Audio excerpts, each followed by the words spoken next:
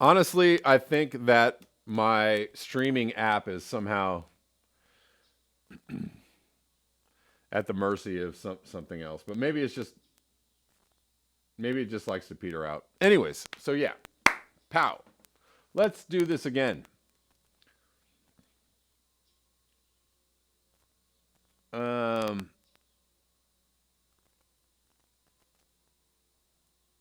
you guys can see this. We already talked about this. This is weird. Anybody else experiencing some warm weather on the East Coast or the Northeast? How you doing, Basil Peterson? How's it going for you? Uh, so let's move on. Yeah, so this elderly couple, they were killed because they were stupid. I'm sorry. Just, whatever. If that's how you want to go, that's fine, right? If you're like, no, I'll never leave my home. As the waves wash over you, or the high tide washes over you, or the wildfire comes and rips through your home, if that's how you want to go, more power to you. An elderly couple who cherished their home next to Colorado's Rocky Mountain National Park were confirmed dead in a wildfire that exploded in size Wednesday evening. The sheriff said Friday the bodies of Lyle and Marilyn Hillman, 86 and 84 years old, were recovered Friday. That's unfortunate. The East Troublesome Fire, which began October 14th north of Hot Sulphur Springs, was at 188,079 acres Friday, and 4% contained, fire officials said. Let's move on to this out of Australia. And this is one of the stories I really wanted to cover today.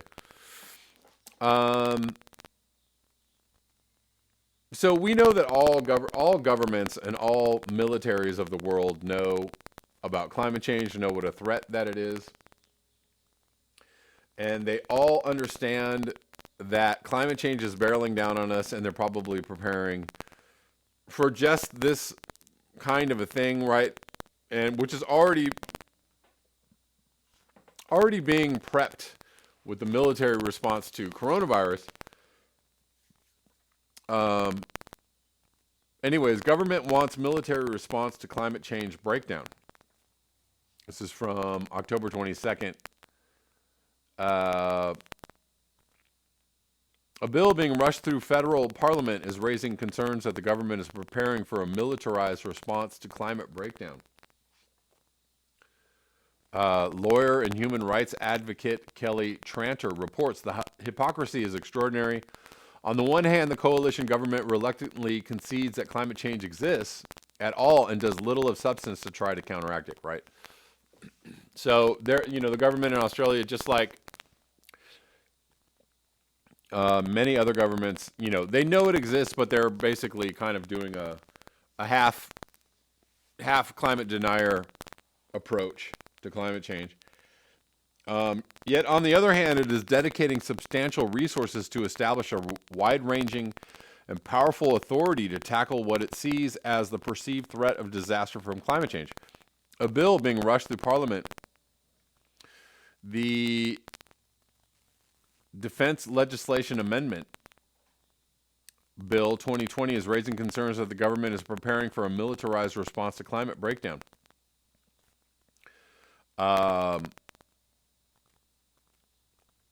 Freedom of information requests show that defense is already planning towards extreme climate change impacts. Well, right, of course they are. They all know. References are made in the document of the need to prepare for significantly more disaster support operations and potentially operations involving support to the civil power, such as policing the population under exaggerated stresses, such as food and water security. Concerns about a militarized response were heightened when it was reported in September that a new civil defense agency will be housed under the Department of Home Affairs to lead a national response to emergencies such as bushfires, pandemics, and large-scale cyber attacks. Shortly afterwards, Home Affairs Secretary Michael Pizzullo said the climate change risks and pandemics warrant a security rethink. Ah, yes. Of course they do. And now it has emerged that national security risks sparked by climate change have prompted the Bureau of Meteorology to forge ties with the Five Eyes. You guys know about the Five Eyes Intelligence Alliance. And the Bureau is now part of an international group sharing weather information with impact on national security. Yes. Last year, General Angus Campbell gave a speech in which he warned what the world could expect to see from climate change. In about 10 years from now, global warming above pre-industrial levels is set to rise by 50%. At 1.5 degrees of warming, so they're admitting 1.5 in 10 years. If not, I'm sure much sooner. We can expect more significant impacts, particularly in regards to oceans, low-lying areas, and human health. The poor and most vulnerable will be hardest hit, livelihoods lost, food scarce, populations displaced, diseases spreading, and this now looks like our best case scenario. It's time the government came clean. It is preparing for an increase of 1.5 degrees of warming by 2030. If so, that has huge ramifications for all of us in terms of food and water security. The global trend is that, so they're not saying, well, in the next 3 decades we'll get to 1.5. They're saying definitely in the next decade. So a bit closer to reality, a bit closer than other official sources. Still not close enough, but interestingly, they are admitting to 1.5 by 2030. The global trend is that countries are preparing for a military response rather than a humanitarian response to climate change, and Australia seems to be adopting that same approach. Aha! The bill's official mantra, is that the bill amends the Defence Act 1903 to streamline the process for calling out members of the Australian Defence Force reserves, including for the purposes of responding to natural disasters or emergencies, and provide ADF members, other defense personnel, and members of foreign forces with immunity from criminal or civil liability in certain cases, right? So all of these things that they're rolling out in the face of coronavirus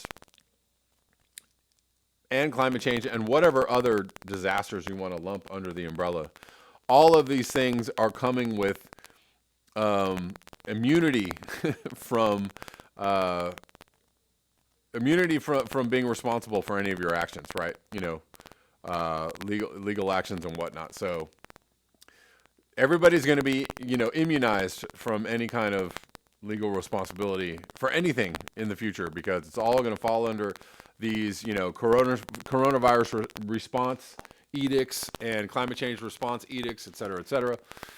Anyways, while performing duties to support civil emergency and disaster preparedness, recovery, and response. But the rushed time frame of getting this bill through Parliament is hugely concerning, because it is not an innocuous bill.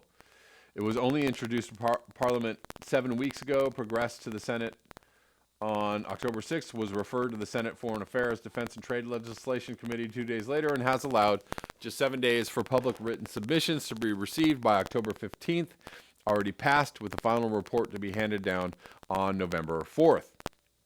Interesting day to be handed down. In its current form, the ramifications of the bill are alarmingly wide-reaching. Its constitutional validity is questionable. It creates the potential for the politicization of the Australian Defence Force, and it does not enshrine in legislation the non-use of force. That's important. Proponents of the bill have tried to assure members of Parliament that this bill does not permit the use of force. Yet it was reported on August 14th, before the draft legislation was introduced to Parliament, that while states and territories would still need to make a request for ADF support,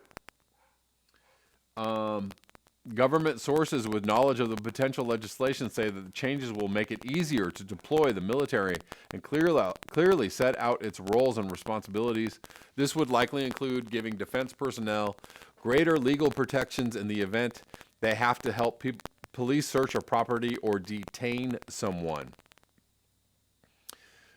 So legal protections, right?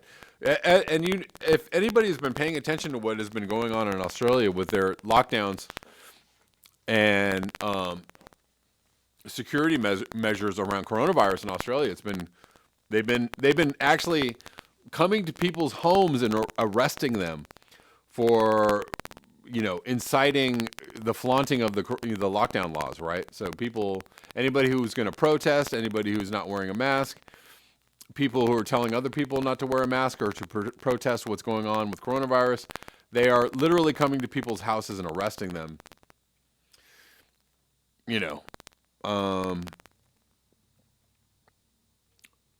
Thought crime and all that. The bill also fails to properly define other emergencies. It delegates too much responsibility for the call out to a single minister. It foresees foreign armies and police forces being called in. Oh, really? Wow. And extends to them and to local defense forces an unreasonable level of immunity from criminal and civil penalties. Instead of taking action to prevent the worst of climate change impacts from happening, the government is pumping money into agencies to prepare them militarily. So instead of, hey guys, let's actually, as a government and also as a society, as a country, let's take climate change seriously and let's all, do something, do the best things that we can to respond to climate change. No, we're just going to pump money and immunity to the military in order to combat what we all know is coming. That's so very interesting. And interesting might not be the best word to use. Interesting meaning frightening. So, is it? Sorry about that.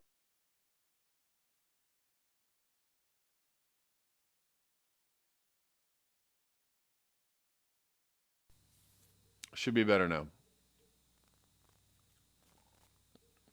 I am so very upset by my technical difficulties today. I apologize, guys.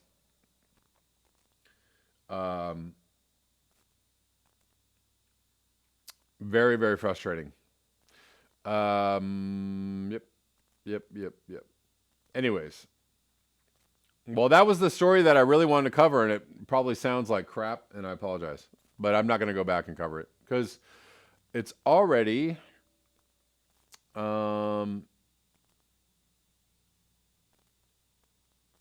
it's already too late in the day. You like vinyl? That's good.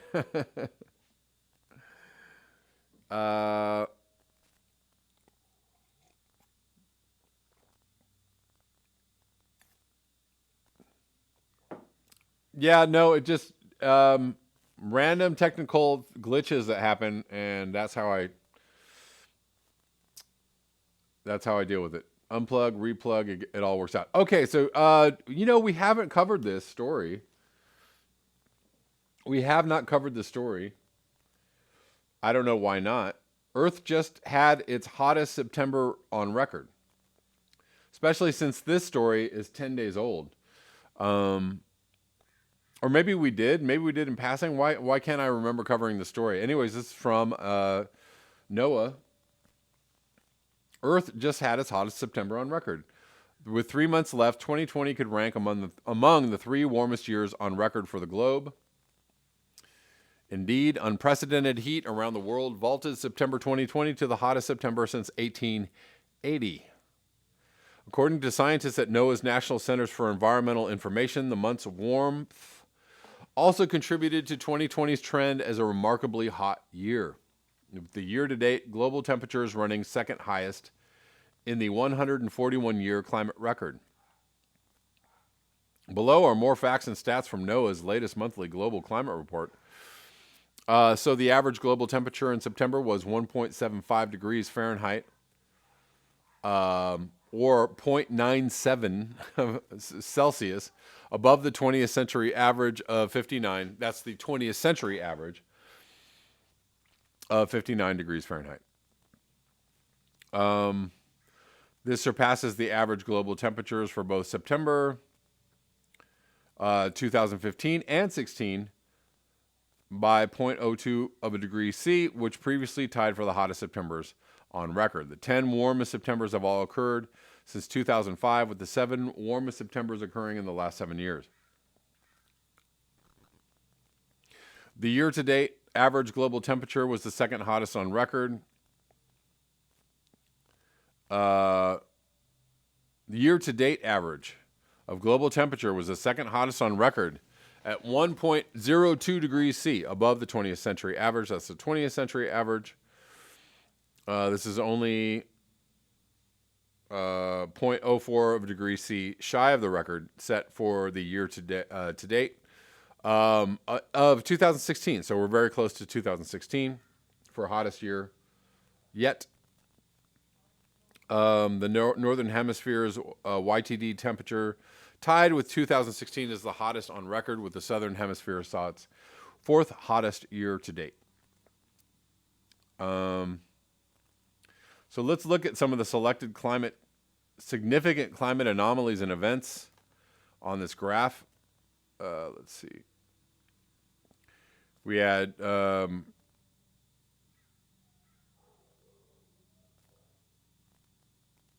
heat, high heat in the contiguous United States, Hurricane Sally, Arctic sea ice extent, also extremely below. 38.8% below 1981-2010 average. Europe, warmest September on record. Asia, warmest September on record. Bahrain, highest on record. 2020 national mean temperature was highest on record. South America, second warmest September on record. Antarctica, sea ice extent was 1.5% above average and 13th largest for September on record. So they had actually, so they're 13th largest on record. So sea ice extent in Antarctica. Obviously extent is not volume. Australia had its second warmest September in the 111-year national record. So yeah, there you go. More notable climate facts and stats. Arctic sea ice was at near record lows. Of course, we know this. And the Arctic ice is not refreezing. It's taking a long time to refreeze. And a record hot year to date so far for some. Europe, Asia, and the Gulf of Mexico had their warmest January through September period on record. So regionally, we have some hottest years ever. South America and the Caribbean region had their second highest. No land or ocean areas had record cold year-to-date temperatures. No land or ocean areas had record cold year-to-date temperatures. So no coldest ever year for anybody. Got that? Yeah, I don't hear a lot of talk these days from the solar minimalists, right? They seem to have disappeared. Where did they go? They seem to have faded into the woodwork. Hey guys, remember to like, share, and subscribe, and you can support the channel at the links below, PayPal, Patreon, Square. Also, if you'd like to watch the live streams, you can watch the live streams on my Patreon channel. You can subscribe for as little as $1. So hopefully I will see you over there, and thanks so much.